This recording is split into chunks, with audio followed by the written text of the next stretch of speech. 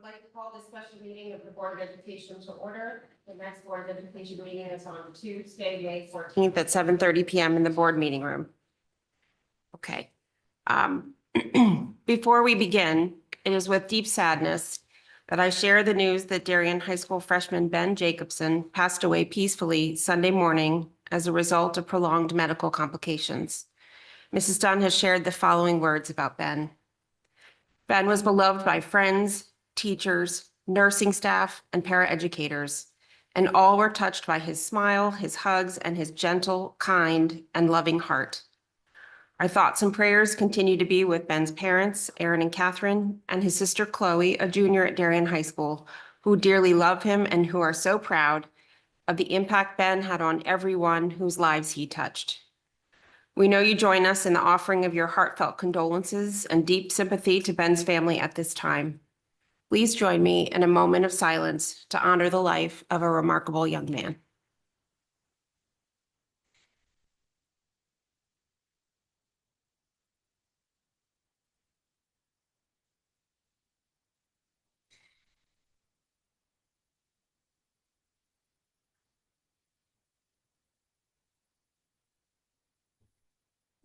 Thank you very much. First, a little bit of housekeeping. Our security and fiscal year 24 operating appropriations passed at the Board of Selectmen last night and are scheduled to go before the Board of Finance mid-month and to the RTM at their June meeting, which has been changed to June 17th. Our transportation special appropriation was, as you know, was approved by the Boards of Selectmen and Finance and goes before the RTM on this coming Monday, the 13th. In terms of what's in front of us tonight, there are a couple of process things to clarify. The remaining steps in the budget process for our partners are, now that the budget is through the Board of Finance, the RTM is scheduled to approve on the 13th. Their options are to approve the budget as is, to further reduce the budget, or to reject it. In the last case, if they were to reject it, our budget would revert to last year's approximately $116 million. Our budgetary adjustment timeline, bearing in mind that the fact that the RTM is still in their process, first, it must be completed by 7/1 or June 30th, before the beginning of the next fiscal year. Secondly, we've chosen a 3-meeting cycle to give everyone an opportunity to properly consider the options. But of course, we've left a little time in there should we need it.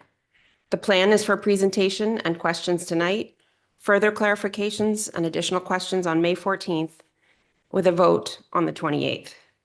Public comment will be available after this meeting and for the remainder of the time. We, of course, are taking a look at the numbers tonight before the RTM has finished their process. So part of why this tonight is preliminary and that we need the subsequent 2 meetings is we want to make sure that we have the final number from the RTM. Of course, our capital budget was largely approved. That is a line item veto number, the boards do have line item veto over it. There's one item that didn't pass, but on the whole, it went through. Operating perspective, there is no line item veto. We're just granted a dollar number. So we need to actually internally do the adjustments, which is why we're starting our conversation tonight. As we move forward, we'll look at potentially some puts and takes. We do not need to adjust past the final number because our number is our number. So it's not like AgCut where there's an open end. We're working towards a very specific number. Okay. Tonight, Alan and Rich will present an overview of their proposal, and then I will open it to board questions. We ask as we listen tonight that we follow the following framework. As a board, we're going to focus first on administrative suggestions. Additional considerations that any board members might have should be budgetarily significant, should be well considered, and if appropriate, researched, and ideally nothing that will require a policy change in the middle of this process. Leslie, I'll repeat the request from the beginning of the budget process that we remember that we're talking about people, our students, teachers, staff, and families. This week is Teacher Appreciation Week. Today is National Teachers Day, and tomorrow is School Nurse Appreciation Day. So certainly we are grateful for all of those staff members, among others. Okay, So with that, I'll turn it to Alan and Rich to run through what they have in mind. And then, like I said, I'll open it to board questions. Thank you, Madam Chair. Good evening, everyone. Thank you for those who are in person this evening and those who are online. Special word of appreciation to the Minister's staff and McKenna staff for their efforts since last we spoke. There are three documents tonight. One is a memorandum. One is just a summary of the PowerPoint summary of the memorandum. And then there is the accompanying Excel spreadsheet. So for parents or community members, if you go online, this was distributed to the board this evening, and it's also online for you. It's just the actual tracking of it. Regarding these particular reductions that are suggested, we appreciate the board's consideration of them. Mr. Rudel will adjust the various line items that need to be adjusted, if any are approved or if new ones come onto the table. So with that, I'll just move quickly through the presentation and happy to entertain questions. Could you put up the presentation, please? Thank you. So we have the approved budget and the Board of Education approved budget at 648. We had the post adjustment. So you'll see in here that there is approximately $450,000 worth of 6 adjustments that administratively we think that that it's advisable and fiscally responsible to adjust the budget to meet these particular unexpected expenditures. We have discussed many of them along the way. They include health insurance changes, excess costs and people evaluations, the lease for the buses, and the cost for the pensions for drivers and legal fees. So we can talk about those a wee bit later, but that we have made the reductions to cover the 453,000 additional expenditures that we would recommend to the board. So the Board of Finance, understandably, reduced our budget by $2 million. So we, in this presentation, have reduced it by basically $2.4 million to get to the 4.73. Whether the board would like to make those reductions or take those considerations into consideration as to planning for the expenditures is an item open for discussion. So going through our reductions here, we looked at it from an efficiency point of view, a revenue point of view. We tried to protect students' core programming, as difficult as it has been. And I wanted to respect certainly the board values and positions that you have taken along the way through this particular budget process. So you'll see that we have framed these in a couple of buckets for you. The first one being the retirements. I will say that the teacher notification incentive that was offered by the Board of Education has allowed us to realize these attritions and these retirements. We had 9, others are in special education areas and other in elementary sections, so we can't really count that because we'll have to actually replace those. But these are ones that the contract that was negotiated two sessions ago allowed for, permitted, and actually positioned us to have students teachers at the middle school move from 4 classes to 5. So the retirements there are 2 in English, 1 in social studies, 2 in science, with the savings that you realize are of $657,000. The district received 1 non-certified retirement that was in the maintenance department after the approval of the Board of Education budget. So this realizes a savings because of the new salary schedule of $44,000. Since the approval of the budget, there was 1 non-certified staff position turnover, resulting in a turnover savings of just approximately $11,000. So the enrollment-driven changes, I don't know if it's a surprise or not a surprise. I respect that the board prior to this did not support this recommendation. I would ask the board for its reconsideration of those. So I have put back in again the enrollment-driven changes. I would say I've been consistent about this. I think these are changes that fall within the policy, and I think we can actually realize these particular savings and shouldn't actually working within the policy. I would always recommend that. So With your understanding, I put them back on the table again. I did try to the middle school here. I heard the board, I heard our community. We've tried to look at these middle school changes from a point of view of honoring the board values and setting the table, with also honoring that it's administration responsibility to execute on it. Your values that I heard, and particularly from the Board of Education, but also from the community, you respect you like the smaller class sizes, and asked me to work within the policy. The team model you value the personalization of the middle school schedule, and also intervention and support in the schedule. Those are the values that I've tried to honor in this particular proposal. Through this, there was questions about, potentially still are questions about what is the model. And I will say too that we have had the scheduling consultant work with the middle school and work with the staff and work with the administration. 95% of the schools in our sort of demographic area and our size would typically go to a 3-team model. At this particular point, looking at the meetings that have already took place, it's very likely that will be the recommendation. So just to give you a sense of what has taken place there and what we have tried to do. But I think we have honored the values and the processes the board has asked us to, and we are ready and confident to execute on that. On the non-certified staff, the board put back in the 5 instructional paraprofessionals. We would ask for your consideration to withdraw those again. And again, we have various districts. We did the comparisons. You've seen some of those comparisons before. This was also, if you remember, we put in additional substitute teachers. So on top of the 5, we also have an additional, except for Royal, we have additional substitute teachers sitting in there. Minimally, I think we should look at something there. But it'd be our recommendation that we put the 5 paraprofessionals, or reduce the 5 paraprofessionals again. We have a campus monitor there, and that campus monitor would come from the high school. We did a little bit of a comparison.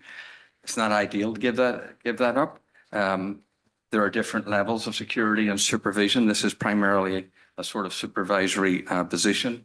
I also want to recognize that currently the administrative positions are still in there, the assistant principal and so on. One of the things that the assistant principals have to do is get out for visibility and connection to our teachers and to our students, and be around the building a little bit more. I'm okay with that reduction. There's never an ideal number for that, but I can support that. The Director of Security supports it.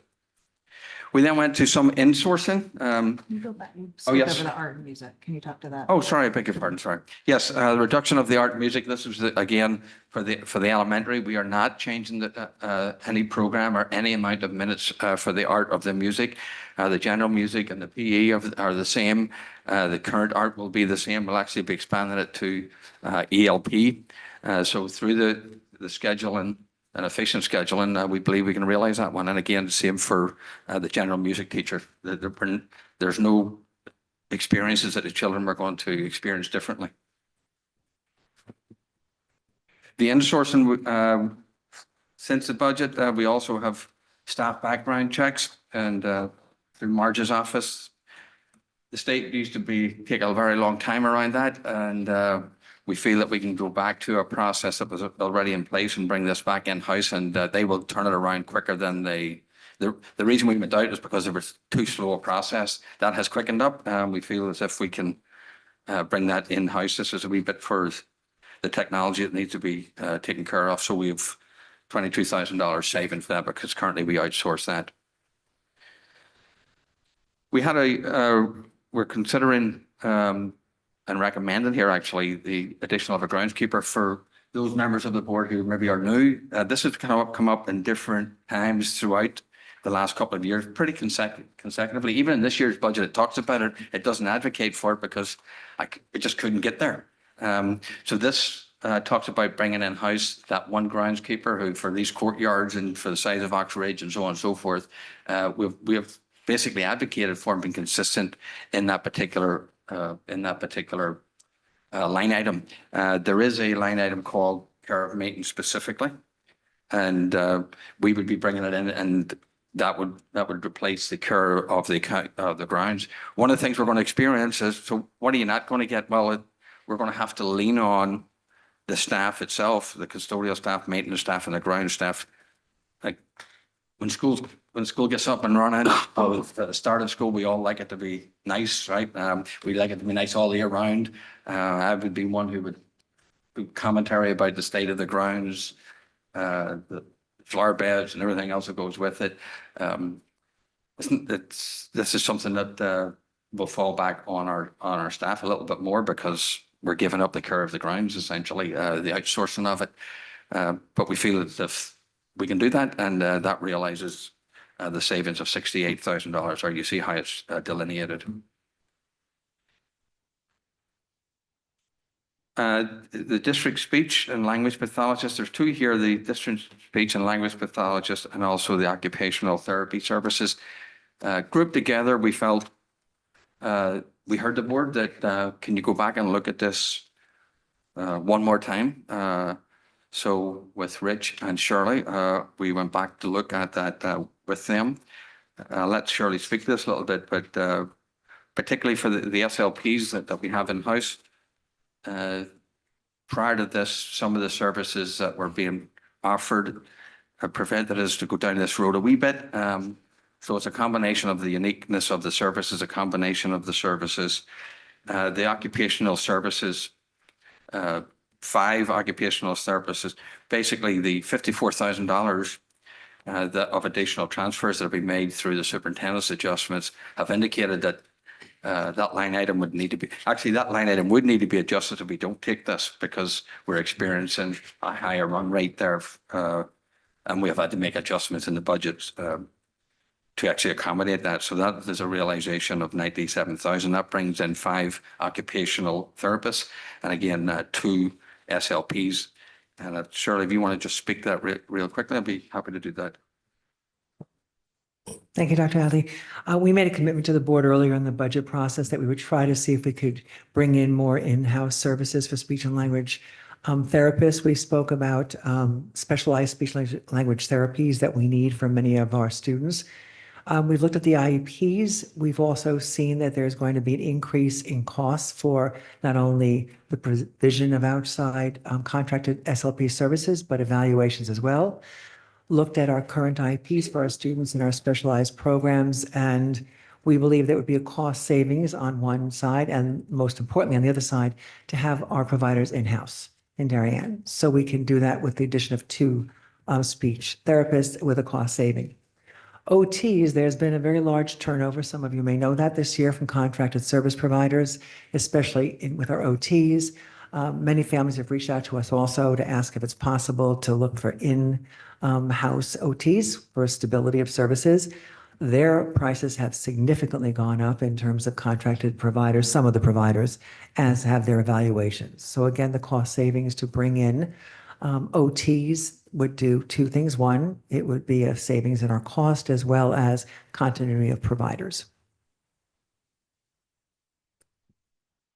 So another category is revenue. The state does, I think Mr. Rudel has spoken to this before, but the state does allow us to account for an operating budget line item where we can expense some of the income that we receive. This particular revenue increases our food services, our meals, school lunches by 50 cents for all grade levels, elementary, middle school, and DHS for a savings of $200,000. It will make us one of the higher, not the highest, but certainly one of the higher districts for school lunches. That is for sure. I have some of that data if you need the data, but this is an area to potentially look at some revenue to offset the budget. There is an athletic participation fee. I know that didn't pass it the last time at the budget review. You forgive me for putting it back on again, but again, I'm trying to maintain the programs that we have for students academically and otherwise, and programmatically, extracurriculars and so on are important. But there is an opportunity here to offset this, and this is going back to a proposal and also sort of solidifying a different proposal of basically 200 per sport with a cap of 1,000 dollars and financial and aid being available for families. It does include some of the more specialized sports that have rinks and bigger venues that they need, squash and so on. That will be on top of the rental fee of the 70%. So it'll be on top of the way it's proposed here. It'll be on top of the rate that is paid for skiing, squash, rowing, and so on. The equipment, the replacement desk has been an ongoing discussion about the equipment. We went back and looked at the desk and took a different position on it that we would try and replace 200 per year over a 5-year period just to offset instead of getting them all in one go.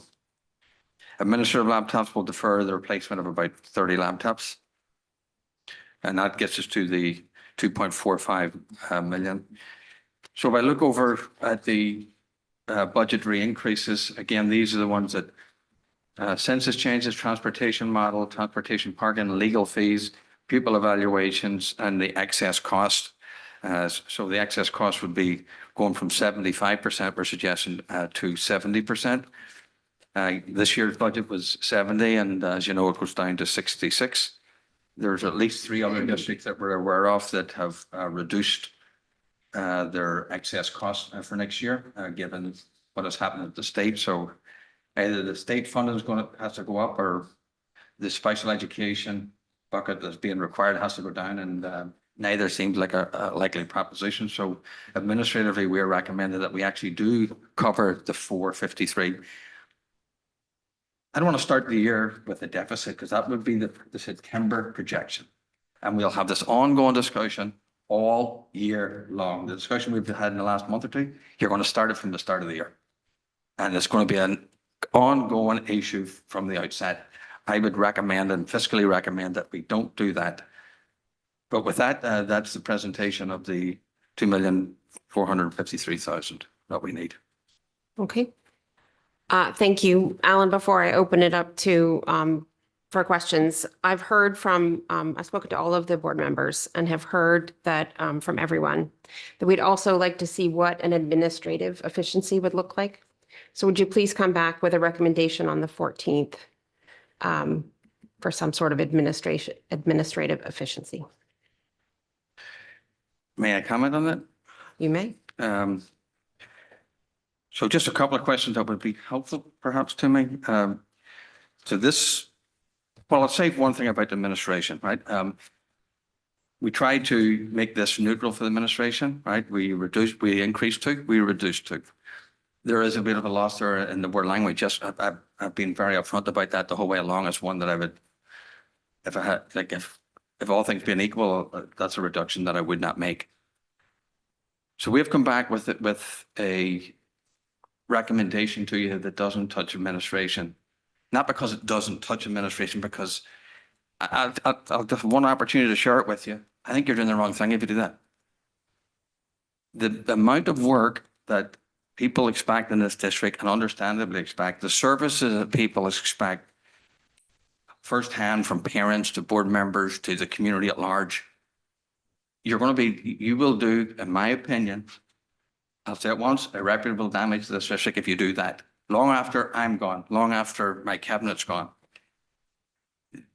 The quality of work even this board expects for administration. The services our kids expect, our parents expect. I'm just giving you my professional, that's a mistake in my opinion, right? I respect the board wherever it goes with it.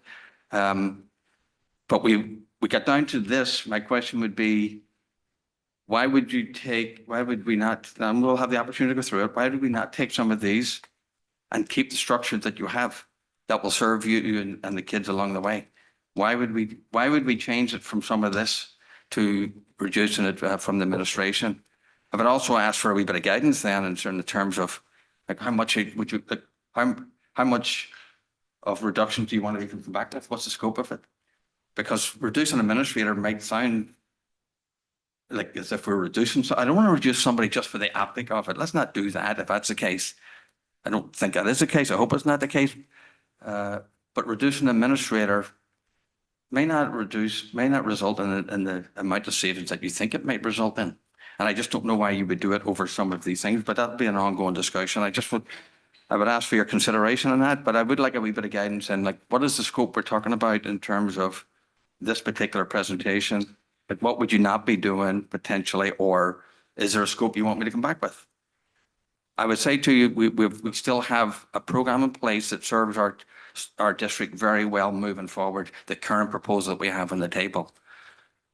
I understand the board's asked me to go back and do it, but I would ask for a wee bit of guidance on that. And as I come back, we can consider the merits of it. But at this point, I'm like very concerned about the proposal to do that. But that being said, it's the board's budget, and we'll do what the board wants. But I would like a wee bit of guidance on it. So I would say at this point, it's impossible to tick and tack what we give or not give in terms of anything in the memo. So yes, we understand the proposal, we appreciate it, but the board hasn't deliberated on it. So it's difficult to say this is what we would trade it for. But you are certainly right that if that proposal or any other proposal that were to come up during this period of time were to be attractive, it would supersede something else because we have to hit a certain number and we have no need to go beyond that. I'd say in terms of guidance, my suggestion would be that unless you truly have no idea, you guys take a look and come back to the table with what you think is most palatable. If there truly is nothing palatable, then we'll make that decision for you on the 14th. I appreciate that clarification. Thank you. I think I'll be a mistake, but we'll agree to disagree on that, but thank you. Understood. So can I ask a clarifying question? Yes, I know we have a number right now that we're talking about, but we don't know that to be our final number because the RTM has not voted on the budget, correct? So while correct. we're not going to tick and tack tonight or before the RTM votes, we also don't know for certain that this is where we need to land until that happens. Correct. So variables might still need to come into play. Correct. Thank you. All right. Are there board questions on the memo? Thank you for the work that went into it. John? So the question was left on the table, these post-budget increases, whether or not we should budget for them. And I just wanted to open that discussion and say absolutely, because Alan, to your point, I want to budget properly and don't want to start the next fiscal year in a hole, fully knowing that these items exist. Does anybody else have an opinion on these items? Understanding there are two different categories. Some are known, like the census changes and the legal fees. Others, the excess cost is a highly probable, but not known. Julie? Thank you. I do have questions about it. I'm curious if we identified a threshold for something that we feel like we need to increase as the post budget and what that was and how we arrived at it. I'm curious about the combination between knowns and unknowns. While I understand that it's probably quite reasonable to expect that excess cost will not come in at 75%, is 70 the right number? I'd love to see the last 5 years where we landed on excess cost. And when do we know that? It's usually on the same schedule. So you won't know until May of next year where it lands. If you were to do the budget today and start fresh, you'd probably budget 66%, not 70%. So it would be an even larger number. I mean, one of the issues you have is state claims are the highest they've ever been. The state government has not put any more money in excess cost as it is. So one of two things has to happen. Either the state has to put more money in their budget, which hasn't happened, or claims have to fall. And so at this point, there really isn't any district in the area that's seeing special education costs come down. Had the state not put more money in their budget for this year, instead of getting 66%, we probably would have been below 60%.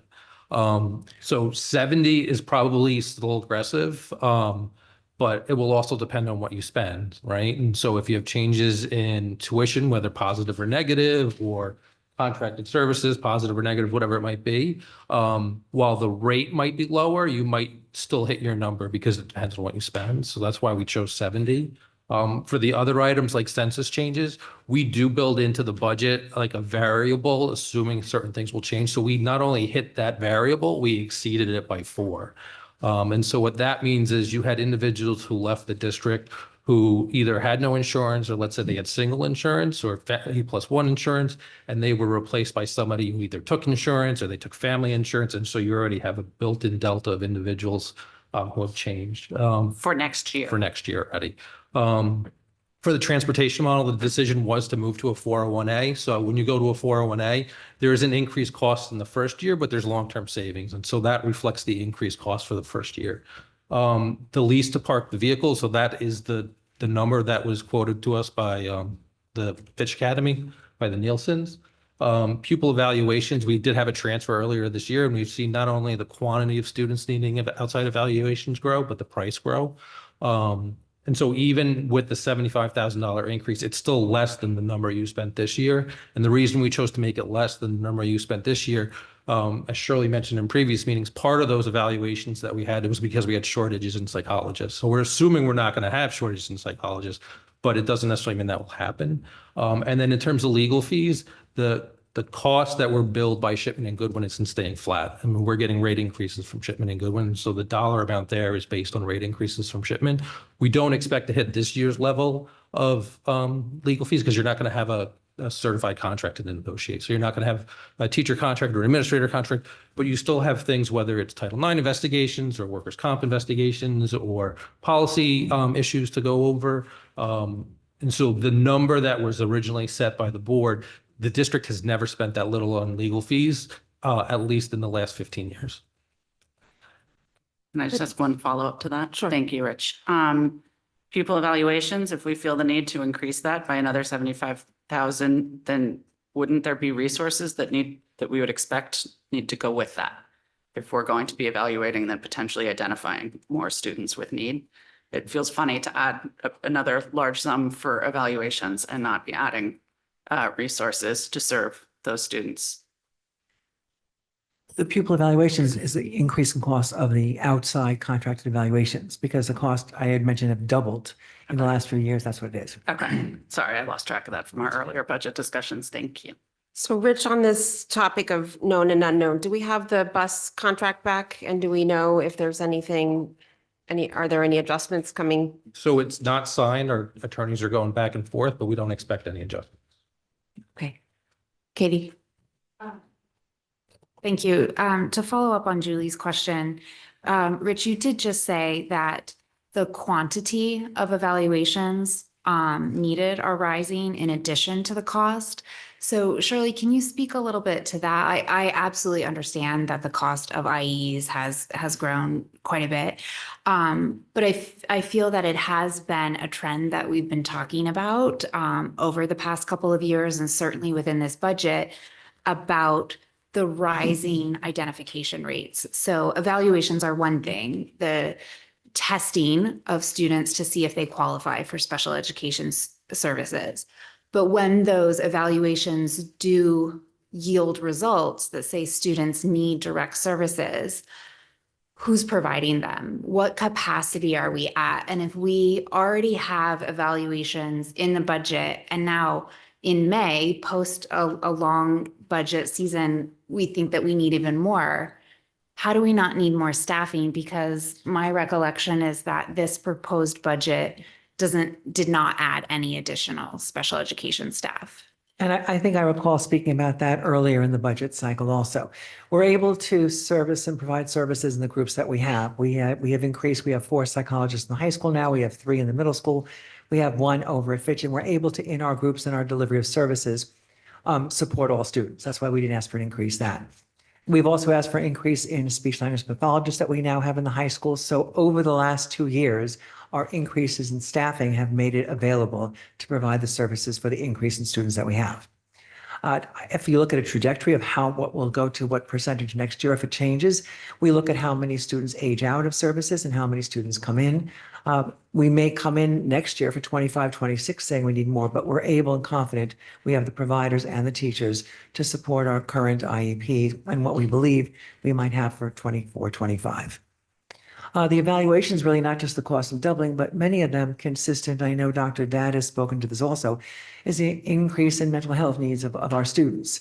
Many of those students are general education students who may be evaluated as well. It's not just a special education cost, but it's psychiatric evaluations as well as other evaluations that may be needed for some of our students.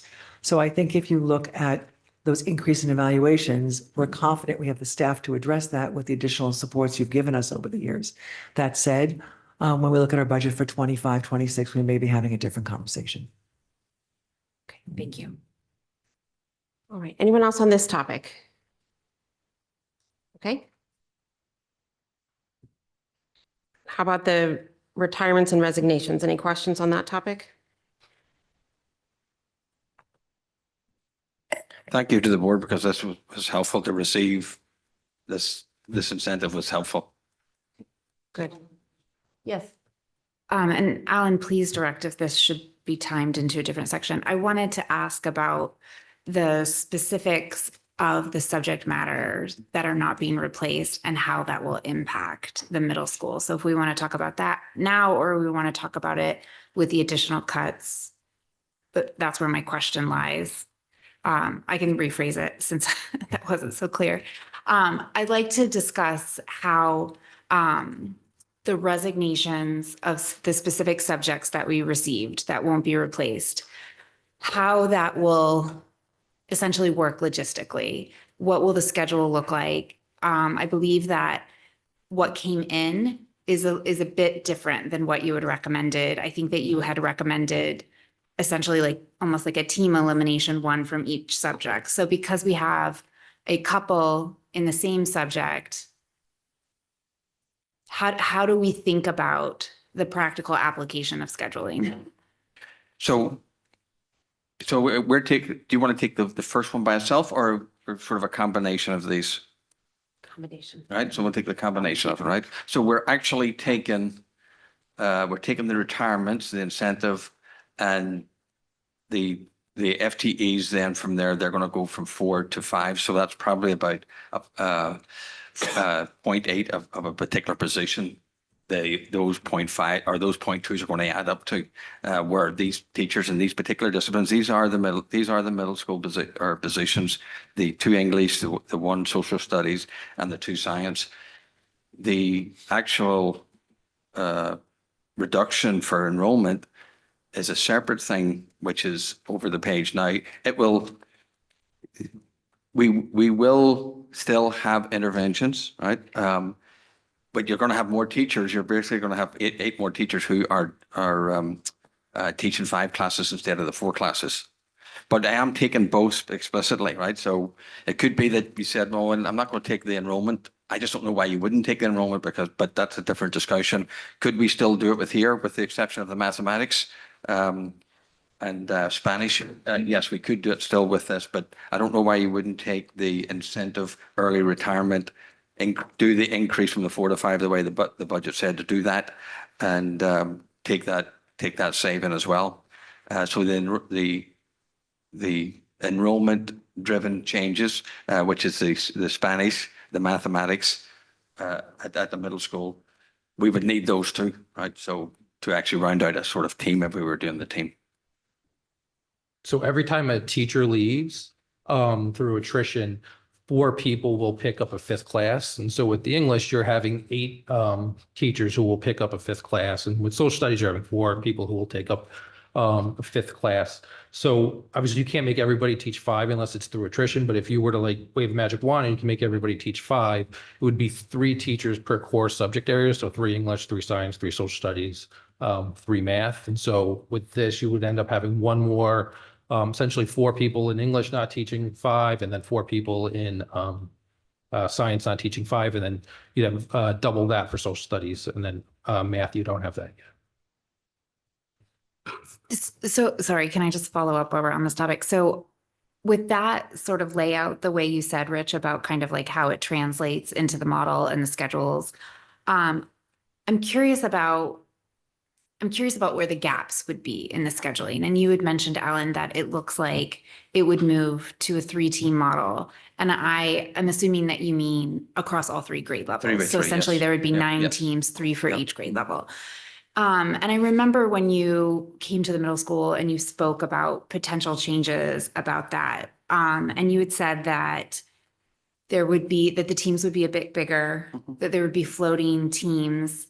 And there were a couple things that I was just hoping you could clarify. Like, I think that you had said that there could be a curricular impact to the floating teachers and that there's a concern of how they kind of function as a team with that. So can you speak a little bit to how many teachers might make up a 3-team So- model? So there's not going to be any different changes from the number of teachers who relatively float now. So there's a couple of teachers who float between rainbow sort of like participants on the team from one grade level to the next grade level or across grade level. So we're not necessarily expanding that. It's not going to be any different in the program that currently exists at the moment. The 3 by 3 tends to be, again, for districts of our size and our demographics. It tends to be the way that it is scheduled. It looks like that's the way it's going based on the meetings with the consultant with the middle school teachers. So basically, it's not going to change, Katie, in terms of any concerns that I look. The pure model, like there's nobody going between grade levels. There's no rainbow teachers. That's always ideal, I guess, if you would look like that. But that's not necessarily the way all school districts work. There's always some variation of that to one degree or the other. The more you can eliminate that, probably the purer it is. But it's not going to be any more or less than what it is currently now, operational. So because basically they would all be in the one team and it can all be sit there together at the one time in the one place. So it splits that up a little bit. There is plenty of meeting time for teachers at the middle school, for professional development, for interventions for students, for support. Actually, I think we can do more interventions for students by doing this, and support for students and opportunities to consider the students' social, emotional, and academic growth. So this enrollment-driven changes with the retirements and resignations maintains the 2 FTE equivalents who are providing instructional intervention. Is that correct? No, so because you're having more people teaching 5, it's really down to 1. In terms of how many people are going to teach in a grade, for the most part, you're going to have 3 teachers per core subject area. So 3 in 6th grade for social studies, math, et cetera. When you get to 8th grade, because you're not down to that 9 number yet, you'll probably have 4, because the teachers who are teaching 4 will likely be on your 8th grade, because there's one less section that they can teach. So in 8th grade, you'll probably have 4 teachers on one team in those cores. And then in the 6th and 7th grade, you'd have 3 teachers in the individual core subjects. John, did you have a question? Just to follow up. How many teachers are left teaching 4 classes after if these were to be approved? So it'd probably be around 20 or so. So right now you have 41. So you're basically cutting that in half. Thank you. Julie? Thank you. As the conversation on this topic continues, I'd love to also understand how we're considering the growth in our enrollment at the middle school, because we are projected to be up another 50 students at Middlesex by fiscal 27, which is not far off in the distance. So we've talked about how hard it is to scale back. I'd like us to talk about how we'll make it not so hard to scale back up when the time is right, please. Anything else on the retirements and resignations or enrollment-driven changes? On the elementary. Yeah. Questions. For art, can somebody confirm or correct me? Does this mean that we are back in a situation where each elementary school does not have its own dedicated art teacher in the building? Correct. So we have itinerant art Yes. and not building housed art teachers. And for music, am I wrong? I thought we had a 0.6 cut at Middlesex in music and a 1.2 cut on the table for elementary, but now it's down to a 1.0 cut. And I was curious why the change. I believe I had the 1.0 at the elementary. We were able to Yeah. find extra FTE at the middle school. Colleen Thompson was able to do that, so that's why the number changed slightly. So it went down to a 1.0 instead of a 1.2? Okay, just to put it out there, I continue to have a very hard time with the idea of an elementary school not having a dedicated art teacher in the building. Katie? So fun. Alan, you mentioned that you have continued the work with the consultant about middle school scheduling. Yes. Do you have an estimation on when or if the board might hear an updated presentation on how things, like kind of the results of? We're not going to get an updated presentation until updated until this is actually completed. I mean, we're not going to be coming back in the summer and doing a presentation on the schedule. So that's not going to come before a decision is made or otherwise. He's in that process right now. I would just ask the board to consider. I've listened to the board. I'm taking what I think are your values and what your priorities are, and around team, and to make sure that we have teams, to make sure we personalize the middle school experience, to make sure we don't take away programs from the kids, to make sure that there's interventions for the kids, and to let us execute on it. I'm trying to give you the update on it. I'm trying to say to you where it seems it's going at the moment.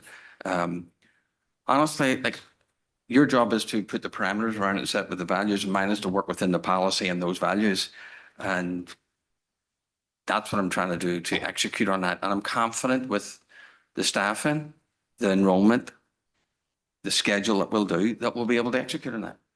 I know it's like, okay, well, I have to trust you. What do you do? Right? I mean, that's. Okay. So respectfully, my question is, when do you expect the consultant to complete their work?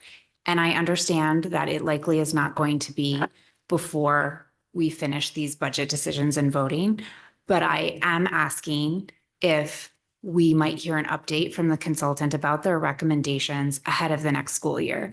You said tonight that it would likely be a 3x3 model, but what if it's not? Is that something where they would come back to us and discuss their findings and recommendations? Okay. I can take that on consideration. Okay. Any questions about non-certified staff? I'll throw it out there that I do not like the taking away the paras. You all know that was my ad back end, and I think it hurts. And to those who say that the $2.5 million cut doesn't hurt kids, that hurts kids. Questions? Julie? I also don't like losing the paras, but my question is on the campus monitor cut. I'd love to hear a little more about that. What are we losing? Do we consider this a sustainable change in staffing, or is this something we're doing to get through the year? Is there something else we envision moving forward? We talk about it's a complicated campus to secure or protect. So I would just like to understand a little more of the thinking behind that being a viable recommendation. So I would say again, the campus monitors are not sort of safety, and they don't provide safety and security. They do in the sense of supervision, oversight, right? So there's no doubt about that, right? And there's areas outside the courtyard, inside the cafeteria, or other areas in the schools where they have to patrol, so to speak, for the want of a better term, and be a presence. I would not recommend a reduction if I didn't feel as if we could manage it. Now, the high school principal, in all honesty, doesn't like it. Okay. But a review of where they are, what they're doing, with the director of security and myself. As a previous high school principal, I wouldn't remove something if I didn't think it was tolerable, right? Or it was, we could work with it. Nothing, there's nothing ideal in some of these things, right? So there's some forced choices that we have to make, but we have armed security up there. We have a number of campus monitors in line with our comparative district, so to speak. And I think that we can manage that. We also currently have in a model, the whole administrative model adds another administrator who should be out and about and they're not an overpaid campus manager, don't get me wrong there, but they should have a greater presence around school that will also offset a little bit. So I feel okay with making this change. Thank you. Okay, questions about insourcing? Sorry. Yeah, sorry. Going back to the paras. So you mentioned in here Greenwich and Ridgefield have no instructional paraprofessionals. Do they supplement teaching in other ways or they just don't have them? I would have to defer. So Richfield has lunch monitors and recess monitors. And so we have lunch monitors as well, but they also have recess monitors who supervise the kids during recess. Greenwich only has special education paras and ELL paras. They do have a more robust copy center. And so, you know, even with the copy center here, we do have paras in the building who are making copies for teachers and doing some of the things like that. There's a much bigger push for copy center use in Greenwich. Thank you. Katie?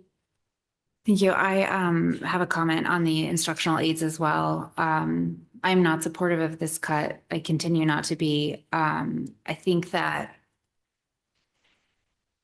I've never liked it when we talk about return on investment of our students.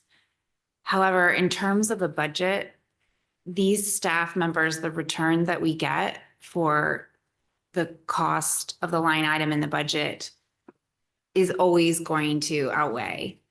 And I have a lot of concerns about making general education less accessible to students. These are instructional aids that can help everyone, that greatly help our teachers. And I have concerns about what the ramifications will be and what the potential leads are to other potentially more costly, more individual interventions that can arise, not to mention the impact that it will have to our culture. Dave, then Dennis. So this is probably premature. I'll just put it up for probably the next meeting. Just trying to think through process because I struggle with this one too. What happens if between now and the 28th, we get to the 28th and we're in a situation where nobody agrees and we're over our 2 million? Like how's that all going to shake out? That's why we actually built ourselves a little extra time. If we, on the 28th, can't get to a number, we get to whatever number we can on the 28th, and then we've got 2 more meetings in June. Perfect. Okay. Thank you.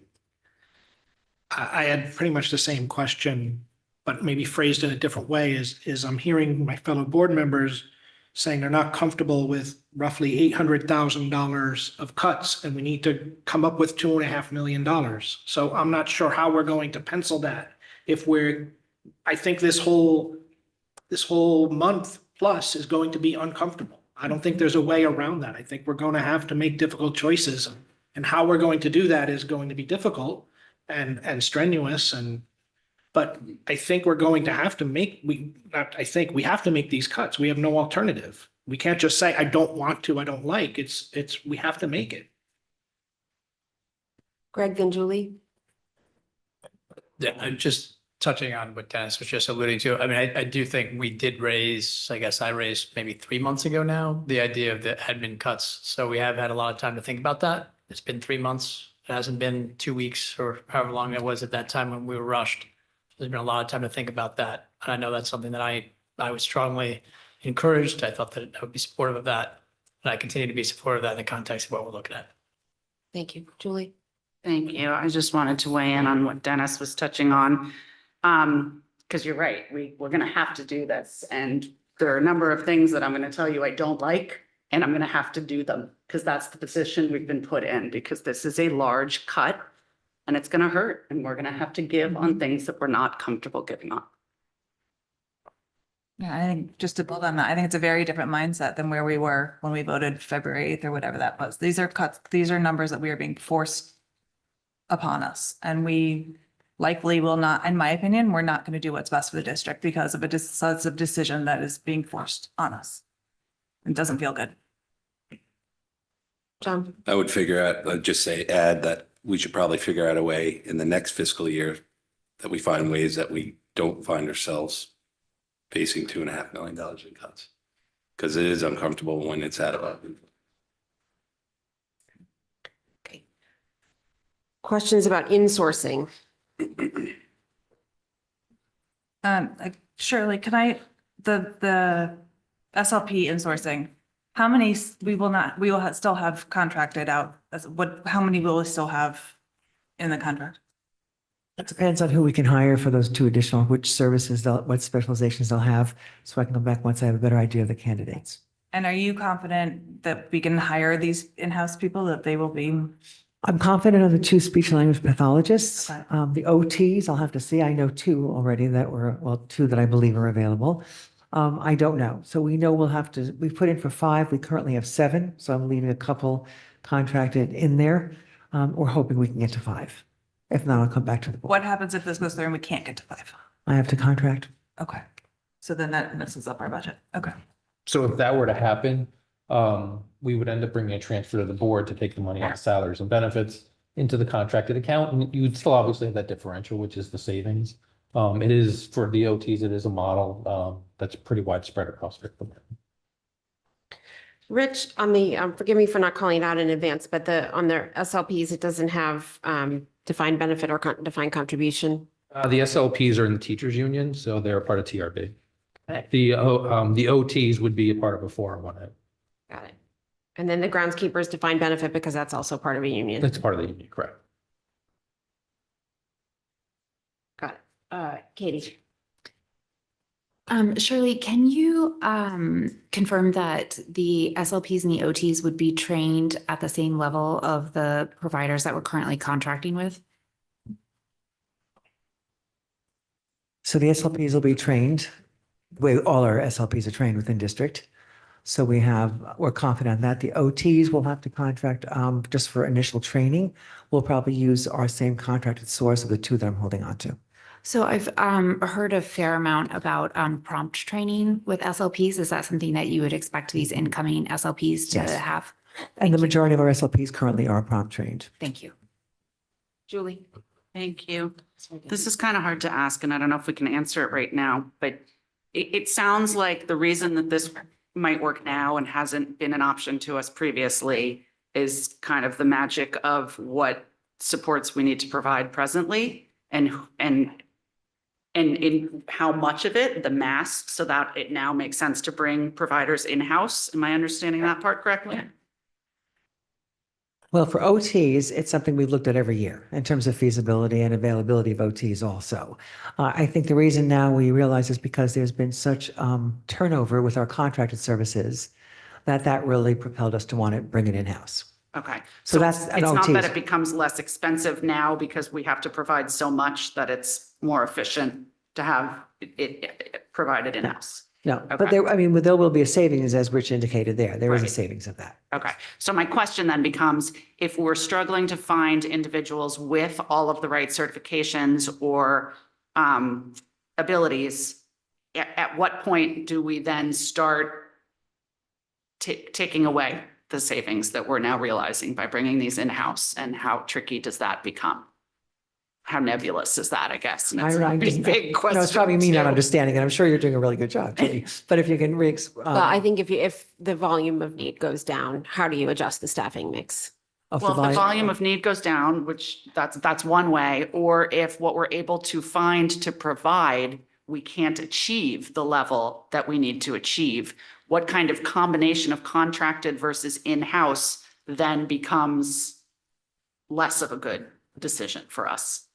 I'll go with the latter one first. Okay, so the latter one is we're anticipating our proposal is to have part contract and part in-house as we move towards that. So let's say we're doing 5 and 2. Right now we'd have 5 if we can have our own and 2 contracted.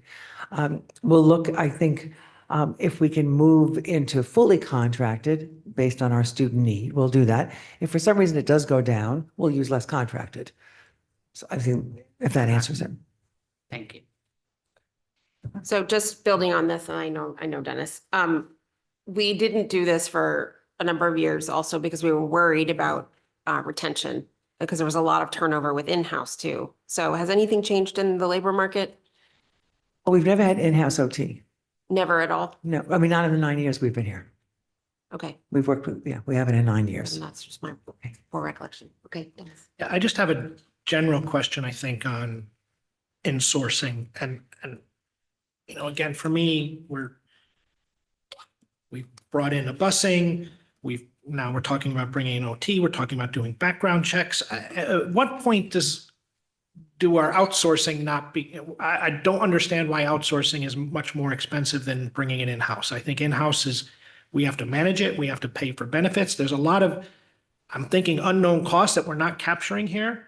And I'm struggling with that. And then my second question is, why these particular insourcing? Why not all insourcing? Why not, I believe we have some custodians that we do outsourcing. Why are they not being brought in? I don't understand. How did we cherry pick these versus those? So it depends on price. It's a mixture of price, mixture of hours, mixture of benefits. So for the OTs, for example, two things were really two drivers that changed. One is the cost of outside providers and the number of hours that we're using. Moving to a defined or a contribution 401A model also changes the mix in terms of whether or not you're going to save money. So since these are unaffiliated employees, the type of pension that they're going to get does change the mixture of the cost.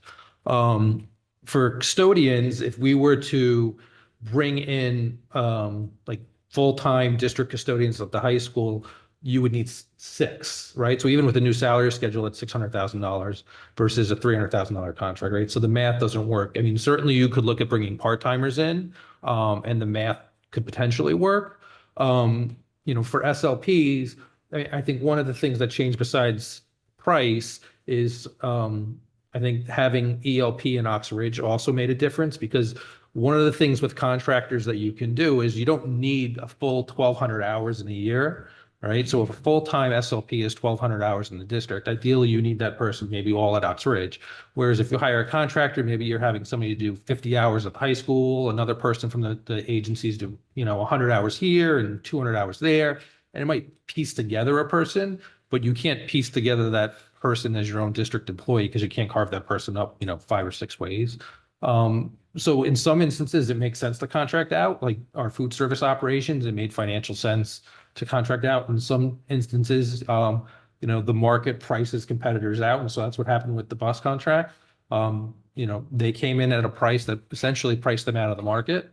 And for OTs, it's the amount of hours they need, and they've essentially priced themselves out of the market. I mean, if we're charged, $150 an hour for an OT, that OT is not actually seeing that $150 an hour.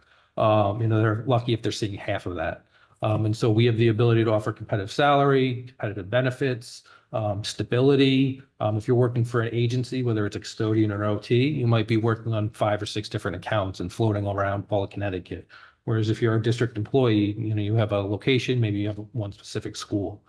So it makes sense. Okay, thank you. Okay. Any other questions on insourcing? Just one specific, the groundskeeper, Kevin in the budget books said that he wanted a groundskeeper for 25, 26. Is this groundskeeper, or are we still expecting another one in 25, 26? So he would be stuck essentially with just this groundskeeper. I mean, in a perfect world, Kevin would want the care of grounds account plus the groundskeeper. And so the downside is that, as Dr. Adley mentioned, in the beginning of the year and around graduation, that's when outside landscapers will come in, they mulch the garden, they do the flower beds, the irrigation on the fields. That's going to fall on the in-district grounds crews. Okay. Rich, did we ask the police department if they could do the fingerprinting? We don't have, it's not convenient. They're not able to do it. It's better if we do it in-house. And also, as part of the minority recruitment plan, we did identify an onboarding process where there was personal contact with the, with the HR department from beginning to end. It's just been really difficult to schedule with the police department. Okay. Thank you. And again, with this with the staff background checks, I know it's not a big money, but how much time are we going to devote to this, and what are we going to lose by doing this in-house?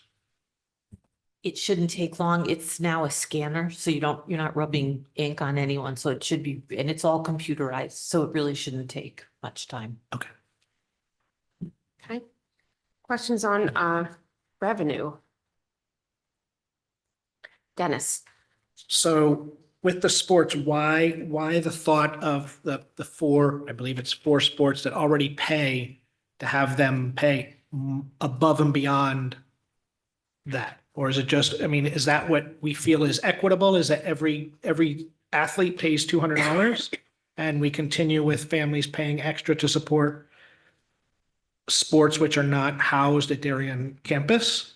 Or I guess that's the philosophy, but I'd love to hear some thoughts So on that. those tend to have, external expenses such as rent time and rental facilities and so on. So yes, I mean, you can do any modification of it. There's a suggestion on the table about participation fees. So if there's a variation that the board would like to consider differently, that's fine as a starting point or a thoughtful contribution to what it might look like. But currently under this proposal, yes, anyone doing those other sports at the 70-30 would still have to make that additional fee with $1,000 as a cap. So we tried to look. Can I make a Yes, request of then course, to of course. see what it would be without the four sports that have parent funding, to see if those students are taking out of the equation to pay the $200, or is there an opposite to that? Or pay 200 and no overage, right? That won't work well. Okay. So, and then if we could see the financial detail, Rich, also, please. Sarah. Thank you. Sort of not really exactly about revenue, but about athletics. Did you guys have any thoughts about, are there other ways to find some efficiencies within that RC, knowing that that's not a core academic requirement of it's an extracurricular? So I have tried not to reduce programs for students. I'm not sure you would like me to recommend the next program that I would put on the table. If you would want me to put a program on the table, I could tell you the program. I don't think you want me to tell you at this particular point. I don't think it's beneficial. But I've tried not to put any program on the table, whether it's an extracurricular program or otherwise. I've tried not to impact student. Athletics is important to our students. The arts are important to our students. Intramurals, we haven't touched intramurals. I just don't think we should go down there, honestly. I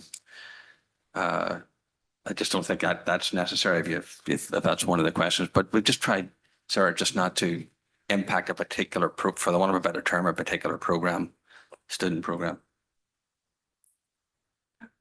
Julie? Thank you. I appreciate that, Dr. Adley. I guess my follow-up would be, how hard have we looked for ways that we could get anything out of this RC without impacting the student experience? Because it does seem to me that it is not sustainable for this RC to increase its operating expenses at almost double digits year over year. And while I recognize that the participation fee could turn up some money to offset things a little bit, we still haven't found any way to bring those costs down at all. We made a cut to this RC in our deliberations, and it's not really a cut. We just kicked the can down the road on the uniform replacement cycle. So we have still not found any way to do this more efficiently or affordably. And I think we do have to look at that harder. We're cutting people out of classrooms, out of direct student contact positions, and we are not necessarily, to my understanding, looking at this as hard as it needs to be looked at. And I think we need to give it more consideration. I am quite prepared if a board member has a better idea, respectfully, about what we're talking about in terms of like what specifically are you talking about? Reducing freshman sports? Are you talking about no cuts? Are you talking about too many coaches? I'm happy to explore something if there's. I guess the first place I would ask the question is the additional coach and 2 assistant coaches that we're presently planning to add for next year, which we're currently operating without. And we seem to have quite a robust, successful, satisfactory program.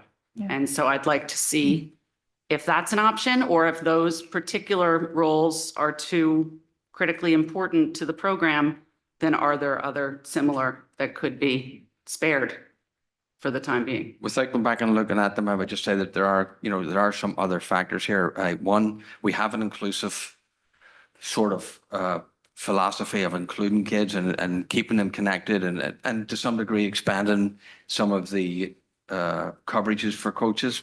There's safety and supervision necessary when you do that. So those are a couple of the reasons why we would continue, or we have continued to expand the based on student interest and so on. So that would be a wee bit of a different philosophy potentially, but we're happy to look at it. Thank you. Katie? Thank you. I understand that this is a complicated and often charged topic. There's a few things that I think we have disconnects in, and it's entirely possible that we see things differently. But it has to be discussed now. This is a large number, and to Julie's point, an RC with an increase of 9.5% over last year, that is not an academic component, warrants discussion in this environment.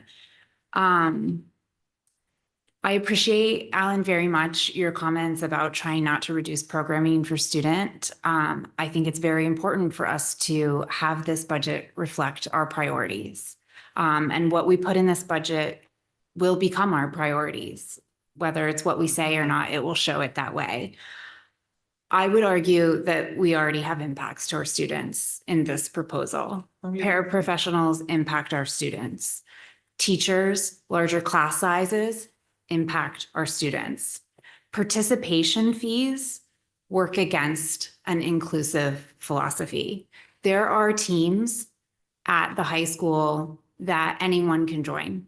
There are teams that students join just because it's their only chance to have an athletic experience at the high school.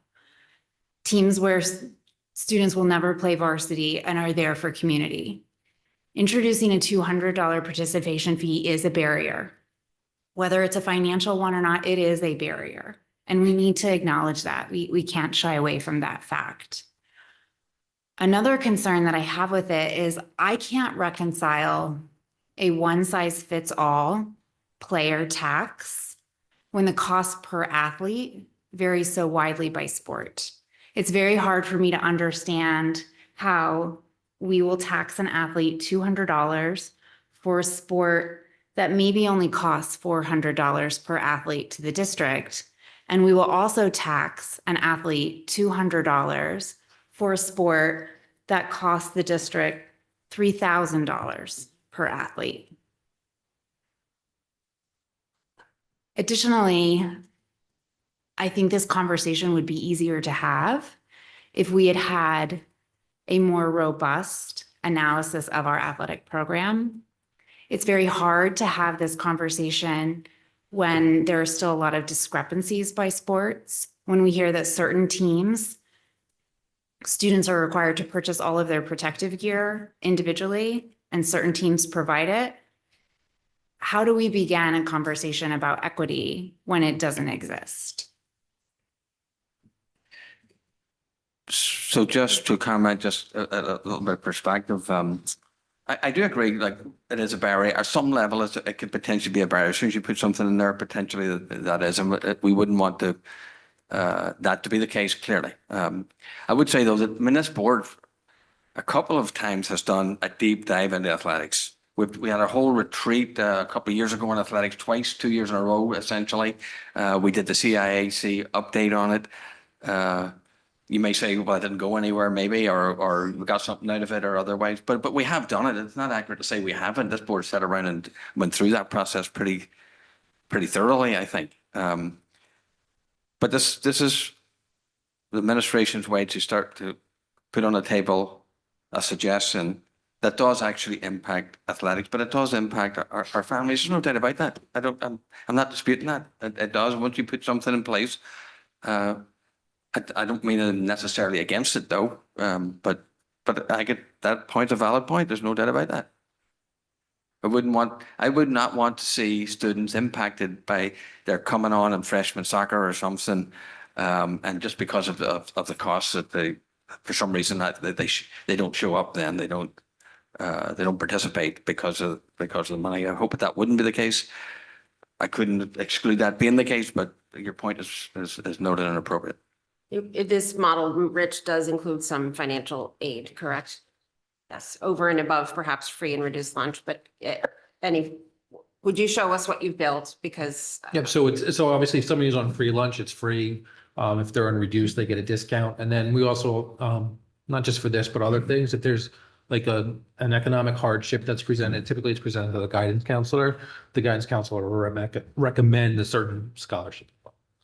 It's a wee bit like other parts of the community that we have, but I wouldn't also say like some people, if they are free and reduced, they don't want to talk, they don't want to do that. They don't want the awkwardness of it, or they don't just want to do it. So I would also recognize, I'm not going to say that doesn't, we try to deal with those very respectfully on a case by case basis where we know that's the case, but that's also a factor. Like there's you definitely will come up with some of those scenarios. okay. Sarah, So I think as a reminder too, if we do this, some version of this participation fee, doesn't mean that we have to do it every year going forward. We could decide as a board that in our not going forward in the budget, that this is not what we're doing. And I think Katie's use of the word tax is exactly what this is. We are being forced to have parents take money out of this pocket instead of taking out of that pocket in their property taxes. And different budgets, different years have different outcomes. So maybe, this might just be a 1-year situation that's being forced upon us by other powers. So I don't know that we need to decide this for ad infinitum. This is for next year. I will just say, just to clarify, I'd much rather do something like this than reduce a program for students in the athletic program. Julie, Thank you. Two things. Well, no, I guess just one. Rich, for both of these revenue items, the food service and the participation fees, does this assume that all participants continue at the same existing level? So everybody who buys lunch, it's going to be the same amount of kids buying lunch. That So for like the $20 more lunch- a month won't be a deterrent. Yeah, I mean, so for the lunch, we looked at what the sales were for this year and then for the portion of last year. So essentially like a rolling 10 months and said, okay, well, if the price was this, we'd earn X. For the participation fees, we looked at the number of participants that we have in sports. Obviously, it could change if you have more or less. Mhm. But what was the last go around for Okay. participation? Thanks. so when we look at your model, do you have built in an assumption that we could see some sort of fall off either from participation or from just collection? So we did not build in that we'll see a decline in the number of participants. It's hard to say if we would. You'd probably have to survey, I guess, families or students, whether or not they would. What we built in was essentially financial aid and then the family cap. So the family cap set at 1,000. So as an example, if you had 2 children, they both played 3 sports. If you had no family cap, it'd be $1,200. In this case, 1,000. I think it's probably appropriate to build some sort of factor that involves collection and participation. Sheer elasticity of demand factor. Well, but I think collection also will be a component. but- Okay. Yes. Katie. I wanted to talk about the food service subsidy. Our profit margins here are pretty high. I find this one difficult. My real question is, what happens to the sustainable kitchen project under this idea? So under this idea, we would essentially have a profit margin going forward. So right now, we're running, forecasting surplus of 130,000 per day. So this would essentially run that fund to 0. And then use those funds to offset. We are sitting on close to $600,000 of fund balance, which is used for things like the sustainability outlay, replacement of equipment, things like that. So as of right now, we plan on going forward with the lead project. And then we would have to see whether or not we want to draw down on that fund balance going forward. So there's a potential that this model eliminates our ability to fund the sustainable kitchen projects beyond Tokenique. So you could still fund it through a drawdown on fund balance, which the board would have to decide. So you are sitting on close to $600,000, which is really more than we probably need. Yes. For Um, every school to be converted into. So at some point, we would have to decide. So some of the schools, it would be difficult to do, like homes, just based on the size of the kitchen. You know, how much you want to draw down, or if you want to make that a capital expenditure going forward, if you wanted to, that's another option. But it does reduce, obviously, the available cash flow within the fund. So I think it's important to note the losses that come along with some of these proposals. And to me, that is certainly an important project being put at risk, if not being lost. And I think that's a consideration that the board needs to take. At the same time, I don't think we want to sit on $600,000 if we have a chance to use it. You know, we want to be careful about not accumulating. So I'm not discounting, but I also want to be careful to not accumulate money when we have operating. So thank you for putting something forward. Okay, are there questions on equipment?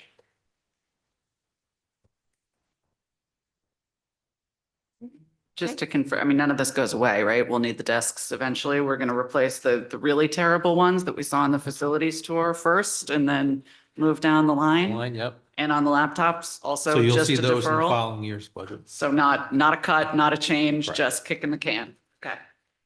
The only thing I'd say on that one is I'm happier to do the desks over 5 years than a lump sum, just in terms of replacement cycles. Okay. Anything else on equipment? All right. Anything else? Folks would like to discuss on this topic?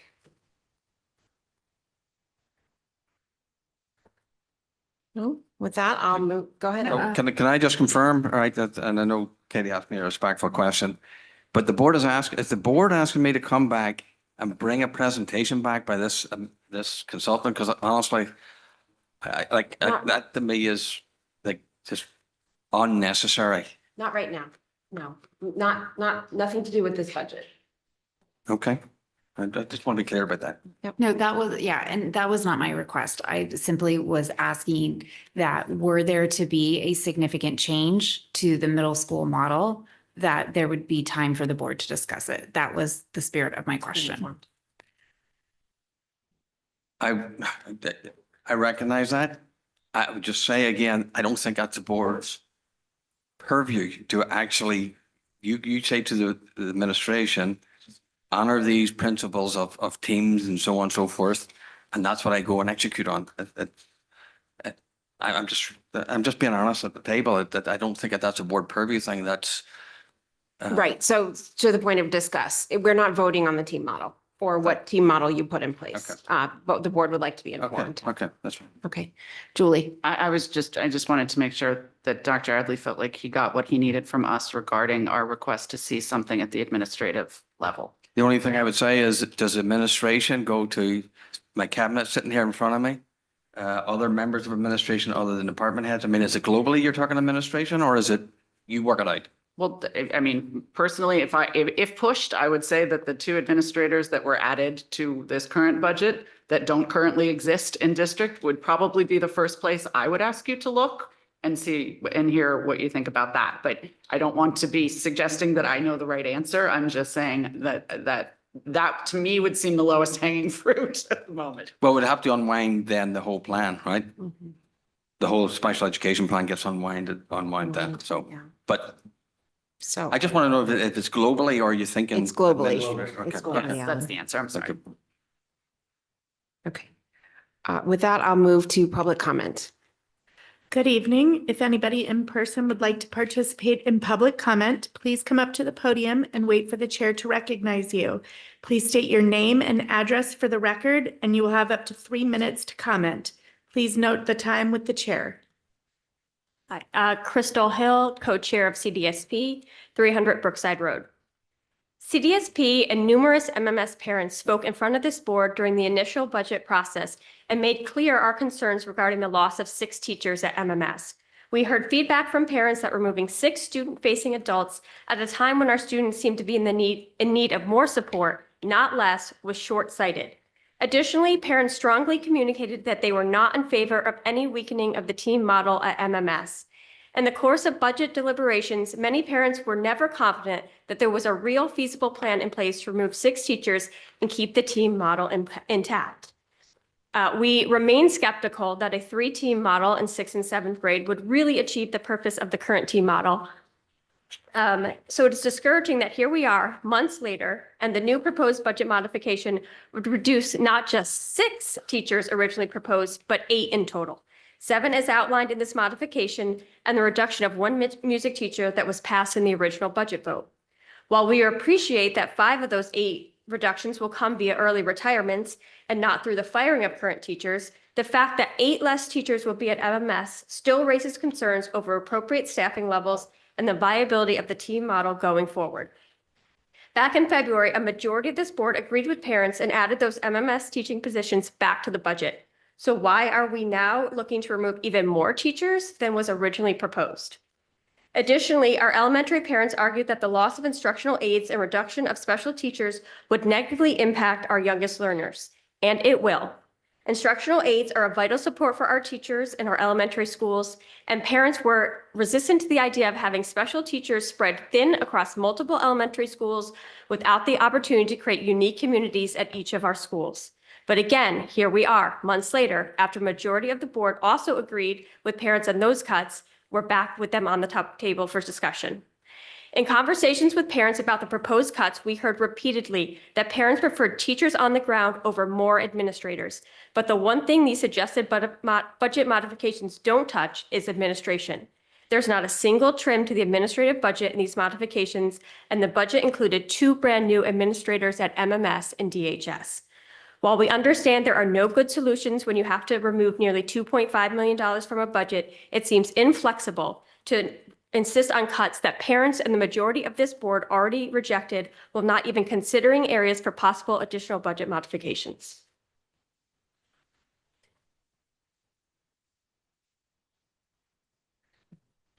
Joanna Walsh, 17 Pleasant Street. I'm the other co-chair of CDSP. I would like to congratulate the administration for their scientific breakthrough. This memo is a time machine as it transfers us all back to 4 months ago. The way some of these recommendations are presented, it's as if they are shiny and new, never before seen, discussed, debated, or voted on. And I'm not just referring to the elimination of MMS teachers, specialist teachers, and instructional aides. I'm also referring to participation fees. Participation fees, along with raised lunch costs, are an additional tax on students and families. When the Board of Finance cut $2 million from this budget, they said they needed to do it to keep tax rates down for all taxpayers. They did not say tax only parents of school-aged children, but that is what this does.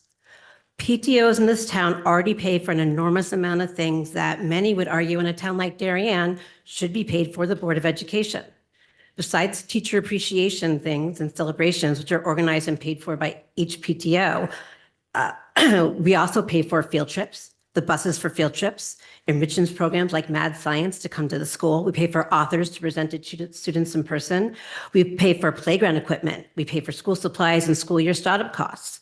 We pay for classroom books. We pay for fidget toys and free little libraries and gaga pits and picnic tables and garden supplies. All of these things are funded by parents. It comes out of our pockets or out of the labor that we put in to raise money through book fairs and auctions and carnivals and fun runs or walkathons. And we are not the only organization in town that does this. There's the Blue Wave Booster Club as well, youth sports organizations that donate, DJFL, DYH, DYB, all the DY youth. Parents donate to Theater 308. They donate to Post 53. And this list is obviously incomplete because I cannot list every way parents donate in town in these 3 allotted minutes. Parents all do this voluntarily. We understand that often there are innumerable nice to haves, and the district prioritizes need to haves. Participation fees are mandatory. Lunch costs are mandatory. If you want to be a first-class school district, you have to offer a robust curriculum, but you also have to offer a robust community with sports and arts and music. Public schools are a public good. When someone moves to Darien, they expect that their taxes will fund the district, not most of the district. We all pay for the library and the road maintenance and the debt servicing on Great Island. We all pay for the senior center. A subset of parents shouldn't pay for the full high school experience. Parents are tired of getting their pockets picked.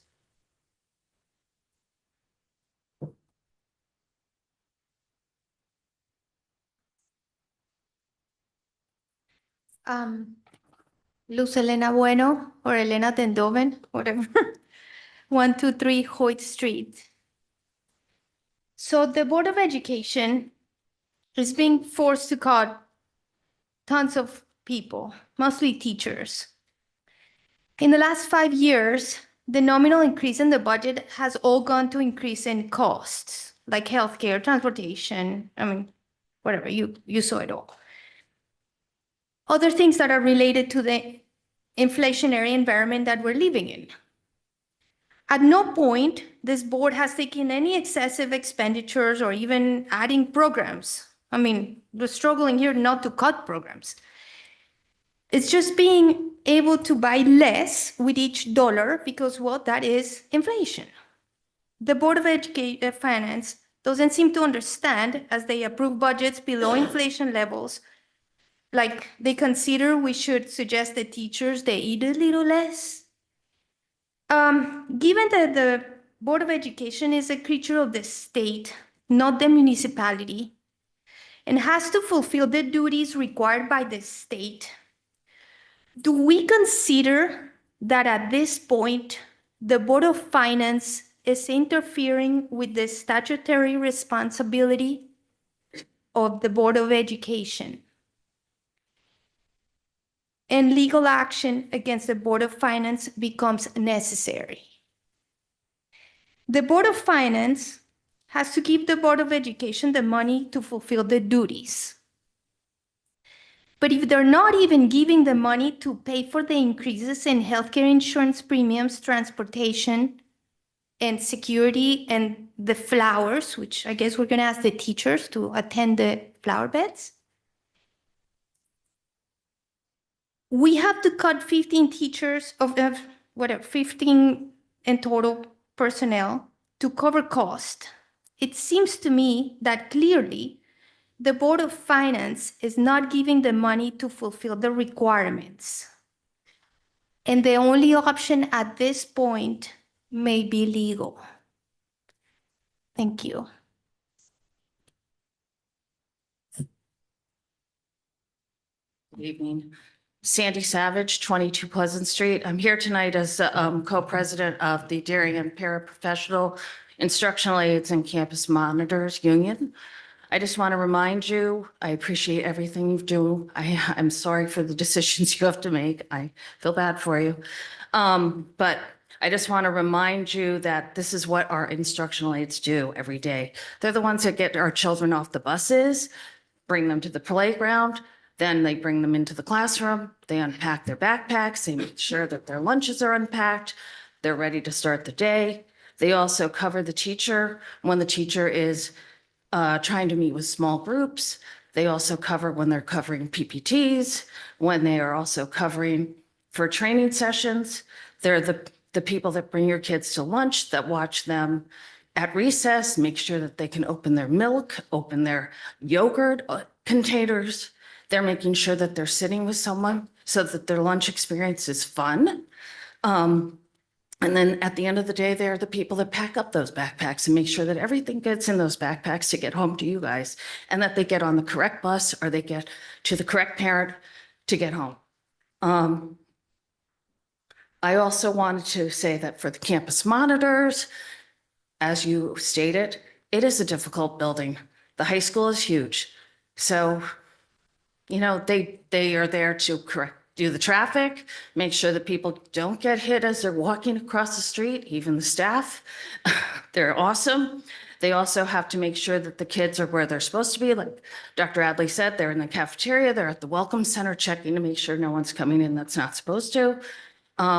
They're walking the halls, they're making sure we feel safe, and it would be a loss. But again, it's a hard decision and I'm sorry, but that's what I have for you for tonight. And thank you very much for all you do.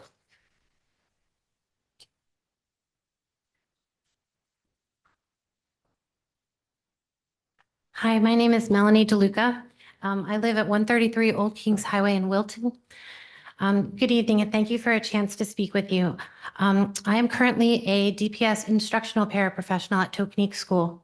I have been both a special education and instructional para during my many years here at DPS, and it has been a privilege to serve the students and the families in the district. In college, I studied both early childhood education and sociology. And I feel, and I've always felt so lucky that I found a career that uses the knowledge in both of those areas of study. As an instructional paraprofessional, I have the honor of working alongside the very best grade level teams around, including certified and non-certified staff. I also have the pleasure of working with students who are determined to succeed in everything they do. My current position is by definition a support staff role. There used to be a time when the position of instructional para was different. It was more clerical in nature. However, by necessity and changing times, I have seen the role morph into what it is now, which is supporting students, staff, and building administration. We receive DPS professional development training during the school year, which provides consistency in the classrooms that we work in, as well as a better understanding of the certified staff goals and objectives. With assistance from teachers, we help students as they work to complete assignments in both the large classroom setting as well as in smaller group settings. This helps students accomplish their work, ask additional questions, and ensure that they understand what is expected during the day. Each grade level has its own set of support needs as students grow and learn. Instructional paraprofessionals use our district training to offer appropriate grade level assistance to both students and teachers, and we are honored to be part of a cohesive educational team. We also help our building administration by covering for certified staff who may be required to attend work sessions and planning sessions and various meetings throughout the day. We also cover for classroom teachers who may need to be absent from school when our building subs are unavailable. In my opinion, educating our young people takes many dedicated hands, not fewer. So as the district I proudly serve discusses the budget for 2024-25, I remain hopeful. I respectfully ask that the Board of Education try to find a way to reconsider cuts to support staff who work directly with the young people in our district every day. Thank you for your time. Would anybody else in person like to speak? All right, if anyone online would like to participate in public comment, please use the raised hand icon.